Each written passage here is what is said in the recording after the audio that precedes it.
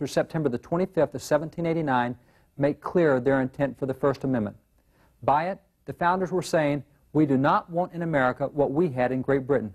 We don't want one denomination running the nation. We will not allow all to be Catholics or Anglicans or any other single denomination. We do want God's principles, but we don't want one denomination running the nation. This intent was well understood, as evidenced by court rulings after the First Amendment. For example, a 1799 court declared, by our form of government, the Christian religion is the established religion, and all sects and denominations of Christians are placed on the same equal footing. Again, note the emphasis. We do want Christian principles, we do want God's principles, but we don't want one denomination to run the nation.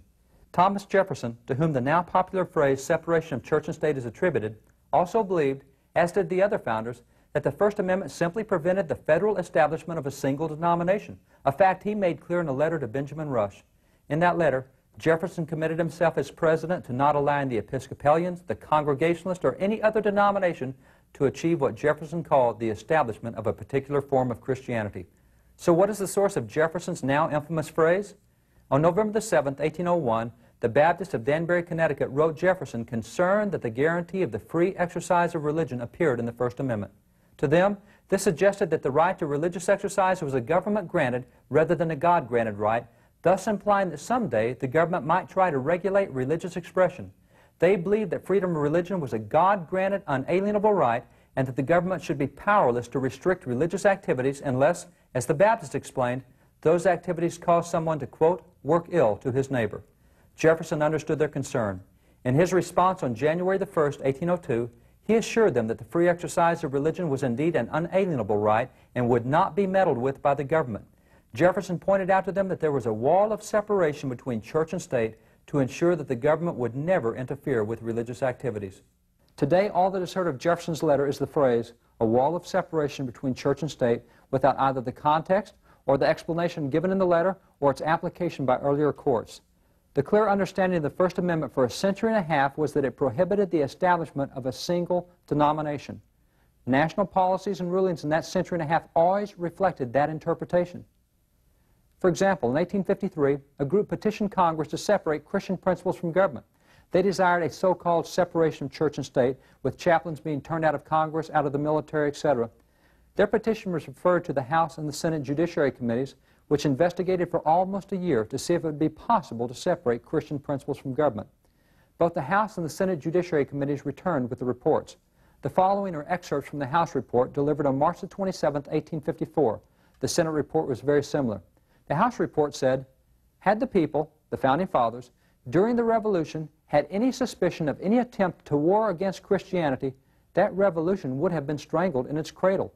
At the time of the adoption of the Constitution and its amendments, the universal sentiment was that Christianity should be encouraged, but not any one sect, denomination. The report continued.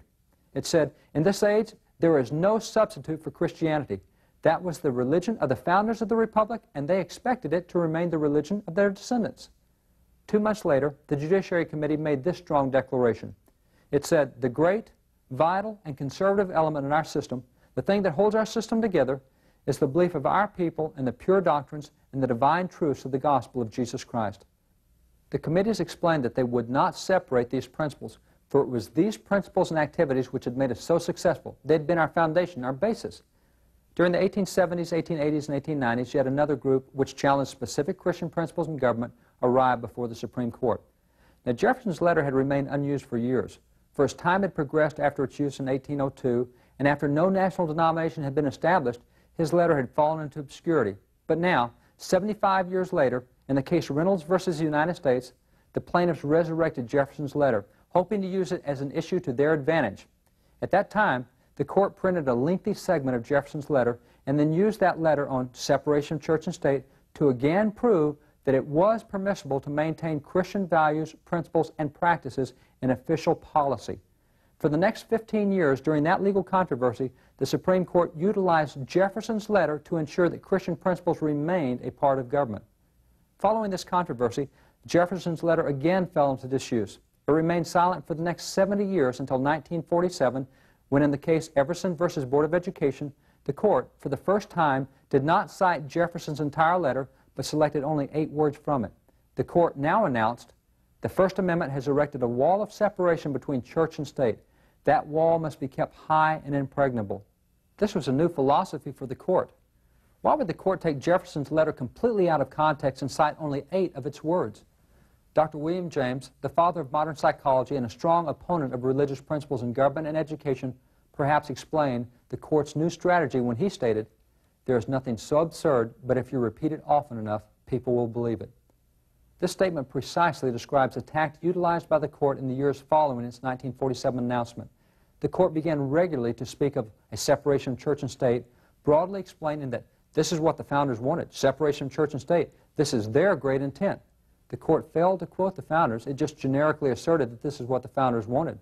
The courts continued on this track so steadily that in 1958, in a case called Bear versus Colmorgan, one of the judges was tired of hearing the phrase, and he wrote a dissent warning that if this court did not stop talking about separation of church and state, people were going to start thinking it was part of the Constitution. That warning was in 1958. Nevertheless, the court continued to talk about separation until June the 25th, 1962, when in the case Engel versus Vitale, the court delivered its first ever ruling which completely separated Christian principles from education. The court struck down school prayer. Even the World Book Encyclopedia 1963 yearbook noted that this case was the first time that there had been a separation of church and state in education. In the 1962 case, the court redefined the meaning and application of a single word, the word church. For 170 years prior to that case, the word church, as used in the phrase separation from church and state, was defined to mean a federally established denomination. However, in 1962, the court explained that the word church would now mean a religious activity in public. This was the turning point in the interpretation of the First Amendment. Understand what the court has just announced. No longer would the First Amendment simply prohibit the establishment of a federal denomination. It would now prohibit religious activities in public settings. This current doctrine of separation is a brand new doctrine. It is not something from the Founding Fathers, and it is not in any founding document. Even outside observers recognize that this policy is a recent one. Yet notice how much has been relinquished in recent years under this new doctrine. School prayer was the first casualty of the redefinition of the First Amendment in the 1962 Engel case. School prayer had never before been challenged, for clearly school prayer had never established a national denomination and therefore had always been acceptable. But under the new definition, school prayer definitely was a religious activity in public and was therefore now deemed to be unconstitutional. That 1962 case, which first redefined the First Amendment and then removed school prayer, was notable in a number of aspects. Recall that the 1892 Supreme Court case offered 87 precedents to maintain the inclusion of Christian principles in our laws and our institutions. Well, this 1962 case, which removed school prayer, was just the opposite. It was the first case in court history to use 0 precedents. The court quoted 0 previous legal cases, and without any historical or legal base, the court simply made an announcement. We'll not have prayers in school anymore. That violates the Constitution. A brand new direction was taken in America. Within a 12-month period of time, in 2 more cases in 1963, the court had not only removed prayer, but also Bible reading, religious classes, and religious instruction. This was a radical reversal. A book from 1946 illustrates this. This book is titled Bible Study Course of the New Testament for Dallas High Schools. On the cover page, it explains that this book was authorized by the Board of Education on April 23, 1946, and it was printed in the Dallas Public Schools print shop. The introduction further explains that this was a credit course toward graduation in Dallas high schools. Now, this wasn't a bland course on the New Testament. Lesson 1 begins with the Gospel of John, chapter 1, and studies the pre-existence of Christ. Now, notice the questions based on John chapter 1. Where was Christ before he was born on earth? What titles does John apply to Christ in this chapter? For what purpose was John sent by God? Name 5 things the angel told Mary concerning her child Jesus. What does the word Jesus mean? How did the angel explain the miraculous births of John and Jesus? And continues right on through the lesson. At the end of lesson 1 is memory work. Memorize the pre-existence of Christ. In the beginning was the Word, and the Word was with God, and the Word was God. All things were made by Him, and without Him was not anything made that was made. This was a textbook for public schools in 1946. What had occurred in the 1962 and 63 rulings was a radical reversal of national policy prior to that point. It was in the Abingdon v. Shemp and Murray v. Curlett decisions on June the 17th, 1963, that the court not only reaffirmed its ban on school prayer from the previous year, but further reached out and banned school Bible reading. Recall that in the brief survey already presented, the founders relied on the Bible. Early texts